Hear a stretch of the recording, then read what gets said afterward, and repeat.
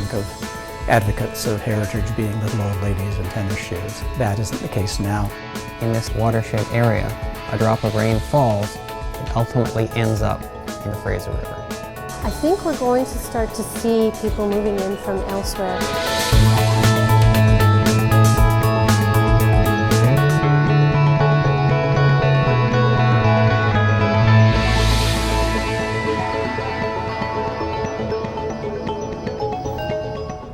Hi and welcome to the Sustainable Region. I'm Kaljit Kayla.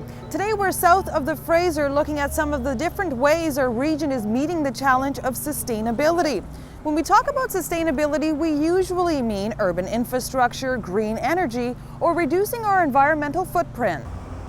But take a closer look and you'll see that even heritage contributes to sustainable communities. Too often the cost of progress means the loss of history.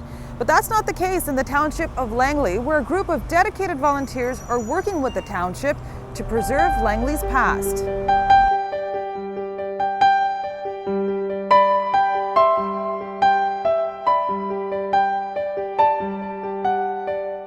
It has been said that we need to understand where we come from to know where we are going. Today, the township of Langley is a vibrant, growing community balancing the demands of urban growth with its active agricultural base. But the early days of Langley were anything but urban. I think it was a very difficult life. There were not very many amenities at all. With the exception of Langley Prairie, this was a very heavily wooded community. And so everything you did depended on being able to saw logs, and of course they sawed them by hand, blowing stumps. It was subsistence farming and subsistence living.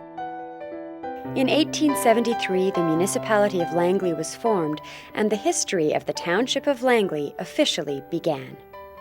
And the township of Langley was the third local government to be formed in the new province of British Columbia. The picturesque rural community of Langley began to change in the 1960s and 1970s as development accelerated across the Greater Vancouver region. In 1873, when the township was incorporated as a municipality, those early settlers were really trying to raise money through, of course, taxation in order to use that money to construct roads. And that was all about making the township more accessible so that it would attract more settlers. The Langley Heritage Society was formed in the late 1970s in response to what members saw as a community in danger of losing touch with its past. So we were able to get a hold of some really wonderful researchers and to direct them in a program that had them going down every road in the municipality and recording every building of any age whatsoever and undertaking very extensive research on those buildings and preparing an inventory that was ultimately published and which has become the basis of the municipality's current heritage listing. Since its inception, the Langley Heritage Society has played a key role in preserving Langley historical landmarks. We have 11 heritage partners in this community. But the Langley Heritage Society, an all-volunteer group, has really led the way since they were formed. I think it was in 1979. Over the years, the Society has successfully preserved many Langley buildings. Built around 1910, the Lamb Sterling residence was relocated to its present location. It is a building that Heritage Society President Fred Pepin knows intimately. When I sold my business and retired, so I started supervising the restoration of this house, so I've had a hands-on experience here with this house. It retains most of its original character as far as its original woodwork. It still has its original windows.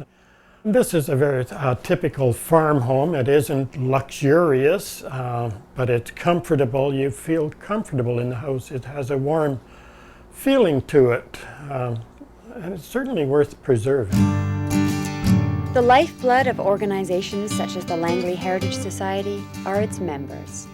That initial group of people was really wide-ranging and really representative of the community. You know, we often think of advocates of heritage being little old ladies in tennis shoes, and that isn't the case now, and it wasn't the case then. Fred is from a pioneering Langley family and got involved with the Langley Heritage Society because one of its first projects was the Anand Rowlatt House, which was built by Fred's great-grandparents. Fred and his wife Maureen have been involved with the society for over 25 years. Together, they have contributed many hours of motivation, support, and plain hard work. There's many a time when I've been standing in front of a building and wondering, well, what's underneath that thing? What's in the foundation? What are the sill logs or beams looking like? And Fred's got the coveralls in his car, and the next thing I know, he's down and under the building in places that I probably wouldn't want to go. Fred's a great individual. He is very optimistic, and of course his love of heritage buildings and his experience when it comes to the building trades and so on really make it possible for the work to get done. Fred's wife Maureen is another person who leads by doing. We enjoy Maureen's services right here in this museum. Every week she's a docent. She's part of our really popular curriculum-based school programming. She's researched the book Langley's Road and Place Names for us. She's edited books that have been done by, for instance, the Aldergrove Heritage Society. And Fred wouldn't be able to do what he does without her supporting him, or vice versa.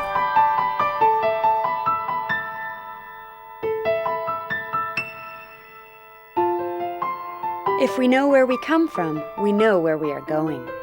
Thanks to the Langley Heritage Society, Langley's past will be remembered long into its future.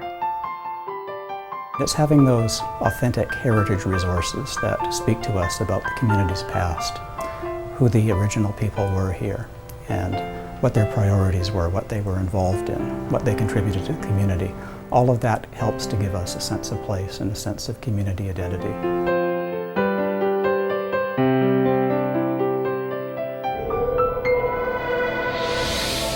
Get to know Metro Vancouver. Metro Vancouver has been chosen as the new name to represent the 21 Lower Mainland municipalities in Electoral Area A. Metro Vancouver was unanimously voted in by the GVRD board. It will be more recognizable and understandable to us here and to other levels of government. Welcome to Metro Vancouver.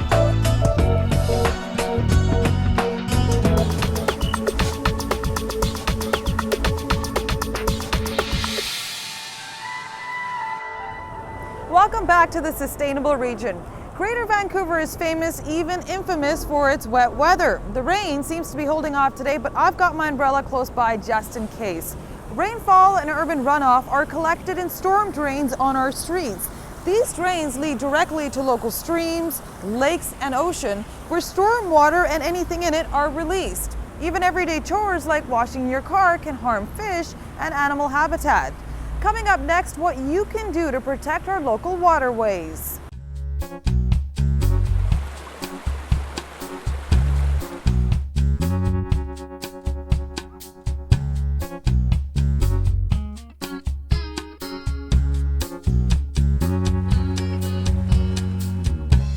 Morning everybody, thanks for coming out.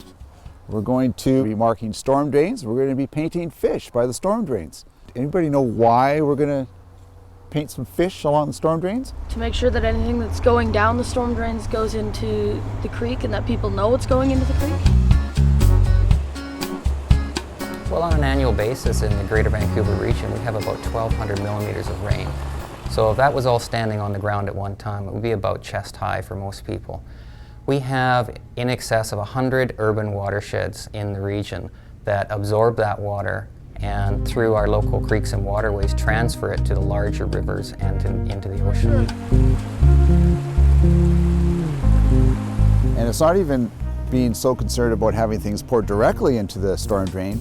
We can also have a lot of contaminants that come from our streets, such as oils and gas and that sort of thing that come off of vehicles. It can be even things that people will do, like putting pesticides or herbicides on their lawns or their gardens, and with the rain it'll wash any of the excess stuff off onto the road and then eventually into the storm drains, and that will get into the creeks as well. But what if you don't live near a creek? Even if you don't live near a creek, there's a whole network of pipes and everything else that all those storm drains lead into, and they all eventually will feed, most will eventually feed into a creek somewhere in your watershed. Burnett River watershed is an extremely large urban watershed in the Greater Vancouver region. It covers parts of 5 municipalities. It is about 73 square kilometers and has over 100,000 residents.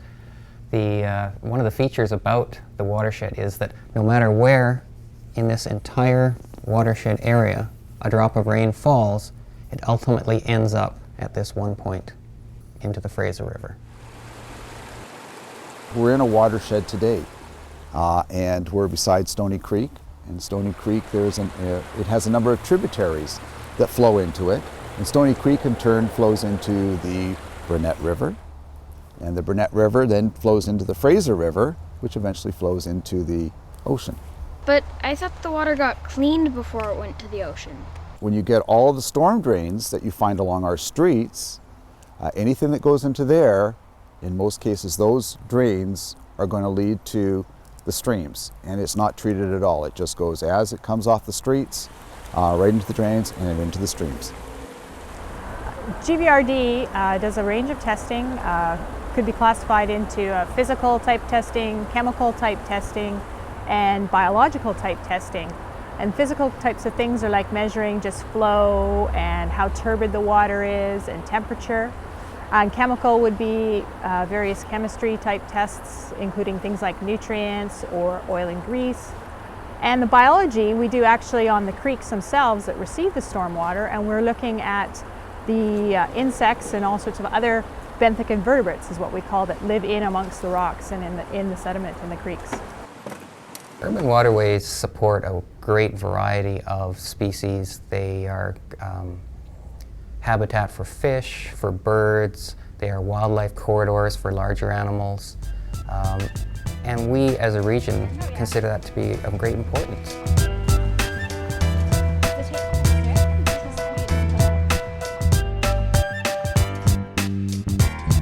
It's not just about the fish or downstream in the rivers or anything in particular specific.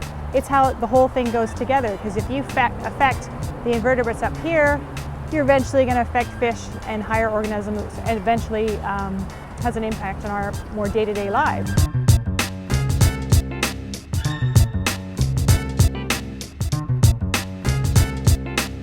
In general, over the past few years, water quality in the region has been improving, but our testing is showing that there are still contaminants getting into our local waterways and that we can do better.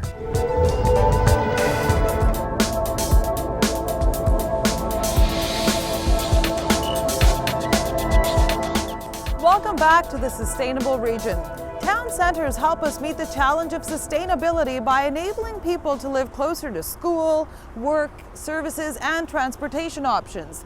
There are 8 regional town centres strategically placed across Greater Vancouver. Surrey City Centre is poised to become the largest. Coming up next, we take a look at the elements that are acting as catalysts for a revitalized community.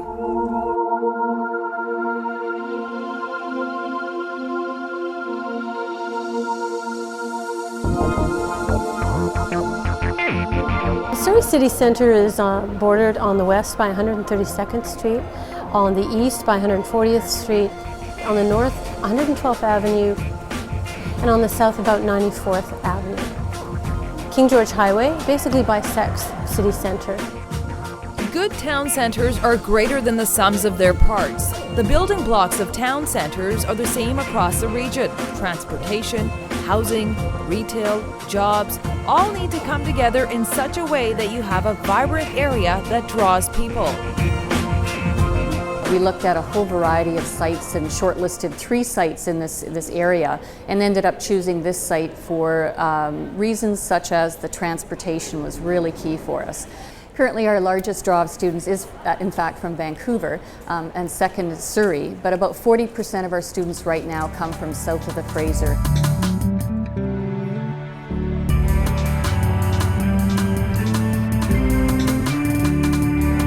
Right now, the people who are filling in our city centre, a lot of them are locals who are staying in the area.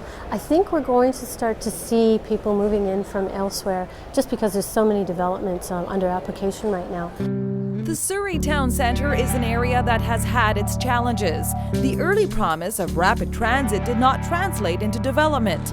And over the past 15 years, the Whalley area has been plagued with street prostitution and petty crime. SFU was aware going in, of some of the past and the history and challenges around crime and safety, but we could see even without the university that there had been changes taking place. With the September 2006 opening of the SFU Surrey Centre campus, an essential building block was added to a town centre already well served with transportation and retail. Well, SFU started with 300 students in 2002, and this year, in 2006, when we opened up our permanent expanded facility, we have over 2,000 students registered with us. We knew by locating here we'll have thousands of students traveling here in this area, hundreds of employees and jobs, utilizing local businesses for our services and products. The SFU campus has accelerated changes in the area and has created the need for a new area plan to be developed.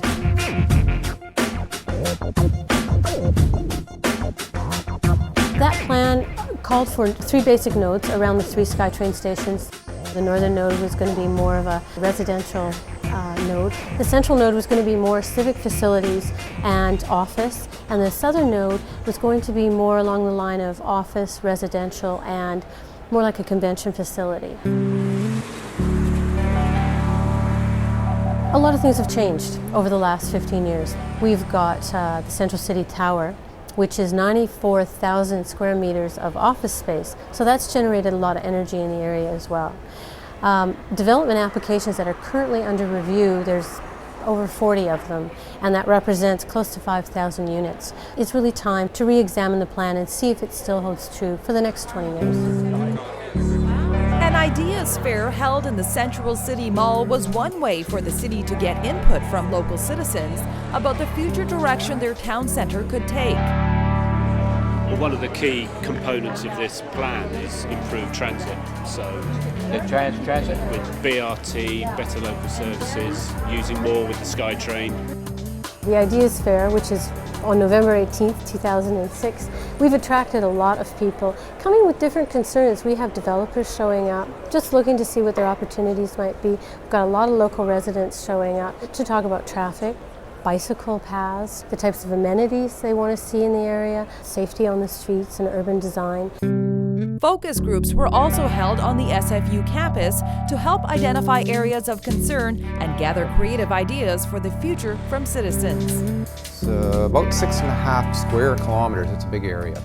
So we're trying in this process to look at the entire city center area because it's our downtown. And right now we're trying to make sure that we've got all the issues down. And also we're taking creative ideas and we're going to develop them further. One of the biggest things for me, it's hard to narrow, but is an investment in infrastructure, but done within a sustainable and a community context.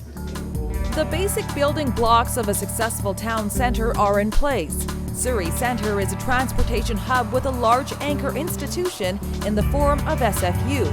It is increasing its housing density and has a diverse retail environment, but there are still challenges to be met. The challenges to making Surrey City Centre a regional town centre include several things.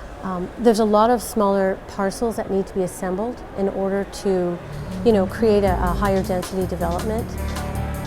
The road system right now is really auto-oriented. The blocks are very large, they're not pedestrian-oriented, so we need to create a finer street grid. One challenge is trying to get the employment here. So trying to get office development here, if you want that complete community, that's going to be a challenge we need to face. Surrey Centre is in a process of transformation that began with the addition of the SkyTrain line in 1994, a transformation that is accelerating rapidly. With 45 developments awaiting approval as of January 2007, the area will soon be home to many more people. I've already seen such a change from 2002 to 2006. I see the construction of 35-story residential towers. I see the numbers and the range of community people here now, from young students to seniors. Some of the plans of City of Surrey to make it more walkable, some of the new businesses coming in the area. So I just see this as an incredibly vibrant, central, drawing place going forward.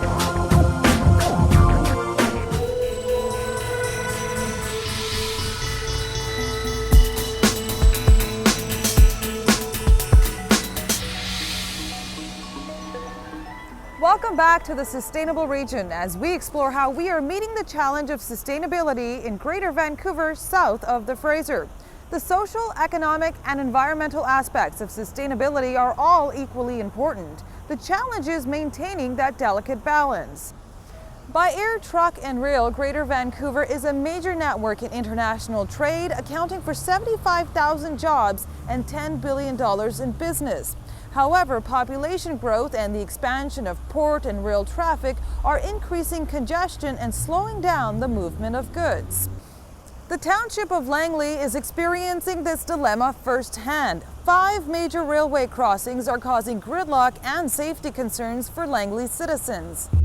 Each year, 100 million tons of goods flow through the Greater Vancouver region from the Pacific Rim. But while the benefits to the region have been great, increased rail traffic has had a heavy impact on the township of Langley. It's an intolerable situation. It impacts the ability of people to move, goods to move around, and has a real severe impact on our regional town centre, not to mention the big safety issues. I factored into my timing, I expect it's going to take me another 10 minutes to get to work, which is 10 minutes away, right? On a good day, 20 minutes if there's a train. It's a little bit of a pain. It's just wrecks your schedule and I'm sure puts people out of place a little bit. It's just driving trucks around all the time, it's very difficult. It's like you get stuck in a lineup and there's nothing you can do because the railway track goes diagonally across the town. You're hooked. Large container and coal cars run through Langley daily, crossing numerous Langley roads and causing serious traffic congestion. During peak traffic periods, container train traffic can impact up to 5 crossings at once, effectively stopping all traffic in the Langley Regional Town Centre. It creates total gridlock. Basically, for each minute that the track is blocked, it takes 5 minutes longer to clear the congestion afterwards. So it would be for 4 minutes, there's 20 minutes before the road capacity is restored. Today's goods traffic means long trains can often take 5 minutes to pass through an intersection. Already up to 21 trains per day pass through Langley. With the 2012 expansion of the Roberts Bank port, it is estimated this traffic will increase by an additional 32%. We are very concerned about any increase in rail traffic. We already have a very severe problem that is affecting the viability of our regional town centre. Calculations are used to determine when an overpass or tunnel is needed to separate cars from train traffic. The number of cars and the number of trains crossing an intersection give an objective indication of when an overpass is needed. 3 of the 5 Langley crossings exceed this guideline by 100%. This upgrading of safety in Langley, it's been required for some 15, 20 years really, but now of course it's reached an intolerable level. In 2005, the Langley Rail Corridor Task Force identified the 204th Street intersection as the highest priority for immediate action. Well, in addition to a rail overpass being constructed, the multi-stakeholder task force, which included the rail industry, concluded that the immediate priority was an overpass at 64th Avenue and number 10 Highway. And in fact, I suspect that we should have probably had that years ago. The task force also identified the need for a long-term realistic vision for the road rail network in the Langley corridor and in the region as a whole. Well, in addition to the immediate priority of the rail overpass for economic and safety reasons, the task force also said that we had to look to the future and come up with a comprehensive long-range strategy. Both short-term and long-term solutions to the issue of train traffic through Langley are needed to alleviate the challenges facing emergency responders. It's clear that when the train's on the track, it blocks us from going.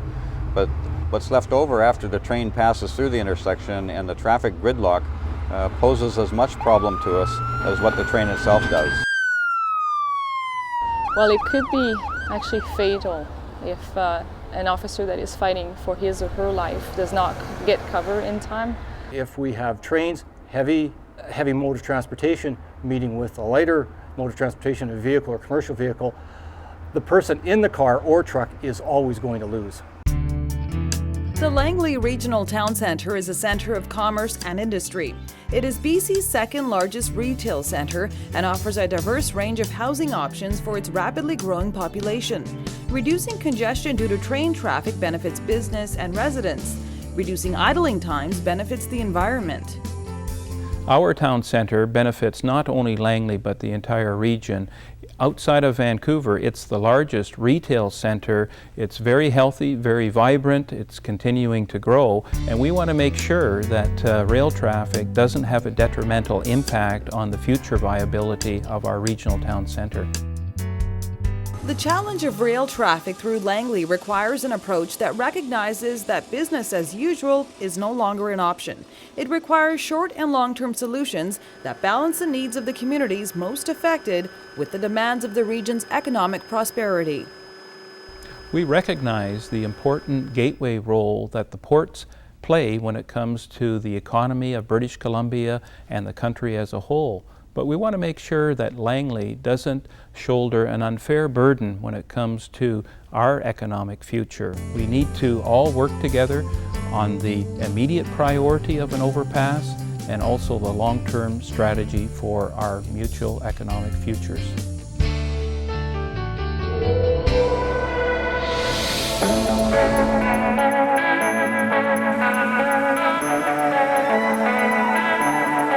That's it for this episode of The Sustainable Region. We would like to hear your comments on this show. Call us at 604-436-6794 or email us at sustainableregion@metrovancouver.org. I'm Kalji Kayla. Thanks for watching. See you next time.